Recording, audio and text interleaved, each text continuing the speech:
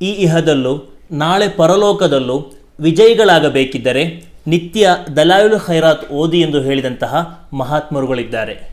ಈ ಸ್ವಲಾತಿಗೆ ಇಷ್ಟೊಂದು ಮಹತ್ವ ಬರಲು ಕಾರಣವೇನು ಗೊತ್ತಾ? ಮಹಾತ್ಮರಾದ ಇಮಾಮ್ ಜಜೂಲಿ ರಹ್ಮತುಲ್ಲಾಹಿ ಅಲೈಹಿರವರು ದಲಾಯಿಲ್ ಖೈರಾತ್ ಸ್ವಲಾತನ್ನು ಕ್ರೋಢೀಕರಿಸಿದ ಬಳಿಕ ಹುಜೂರೆ ಕರೀಂ ಸಲ್ಲಲ್ಲಾಹು ಅಲೈಹಿ ವಸಲ್ಲಮರ ಸನ್ನಿಧಾನಕ್ಕೆ ತಲುಪಿ ಅದನ್ನು ಸಮರ್ಪಿಸುತ್ತಾರೆ.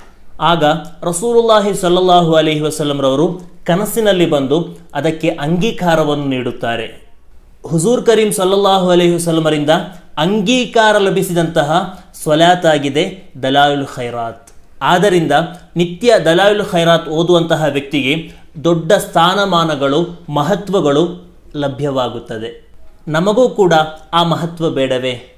ಇನ್ಶಾ ಅಲ್ಲಾಹ್ ಪ್ರತಿನಿತ್ಯ ದಲಾಯಿಲ್ ಖೈರಾತ್ನ ಒಂದಲ್ಪವನ್ನಾದರೂ ಕೂಡ ಓದಲು ಪ್ರಯತ್ನಿಸೋಣ. ಅಸ್ಸಲಾಮು ಅಲೈಕುಂ ವರಹಮತುಲ್ಲಾಹಿ ತಾಲಾ ವಬರಕಾತುಹು.